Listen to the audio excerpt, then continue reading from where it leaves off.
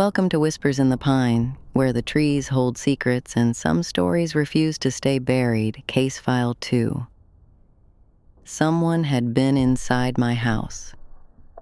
After I found that picture on my porch, I didn't sleep in my house for 3 nights. I stayed with my cousin across town and told myself I was being ridiculous. I told myself there had to be an explanation. Someone had taken the picture from outside my kitchen window. Maybe they had been standing on the porch. Maybe they had climbed through a window. Maybe it was just some sick prank. But deep down, I knew something was wrong. Because whoever took that picture didn't just know where I was. They knew where I would be. When I finally went back home, I decided I wasn't going to be afraid of my own house. I checked every window, every door, every lock. Then I noticed something strange. The kitchen chair was pulled away from the table. I always pushed it in before leaving. It was such a small thing that I almost ignored it. Then I noticed my grandfather's old pocket watch sitting on the counter. I kept it in a wooden box in my bedroom closet. I hadn't touched it in months. Someone had moved it.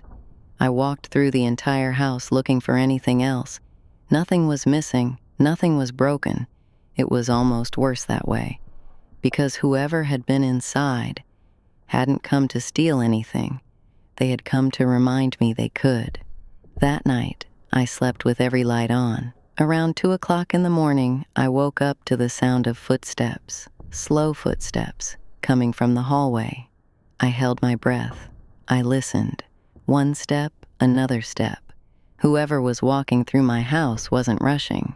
They weren't trying to hide. They wanted me to know they were there.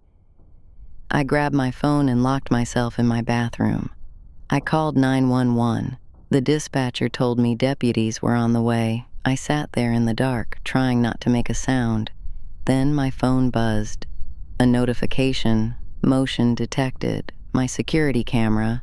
I opened the app. And I wish I hadn't. The camera pointed toward my bedroom door, the one I had just locked. The hallway was empty. Then the camera glitched. The screen went black. When it came back on, the angle had changed. Someone had picked up my camera.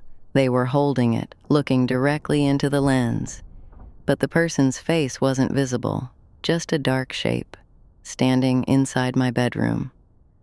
I dropped my phone. By the time the deputies arrived, there was no one there. They searched every room, the attic, the basement, the woods behind the house. Nothing. The only thing they found was my bedroom window. It was open, and sitting on my pillow was another Polaroid. This one wasn't a picture of me looking out the window. It was a picture of me sleeping. The picture had been taken from inside my bedroom. I looked at the date stamped on the bottom. It was taken 3 days before I ever found the first photograph. That meant whoever was watching me had been inside my house long before I knew they were there. The sheriff looked at me and said something. "Ma'am, I need you to tell me something." I asked him what. He looked toward my bedroom, then back at me. "Are you sure this is the first time you've noticed them?"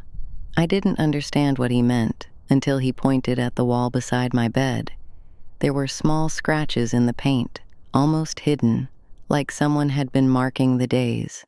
There were dozens of them, and they weren't new. They had been there for years. The worst part? I had lived in that house for 3 years, and I had never noticed. Lock your doors, and I'll meet you back in the pines.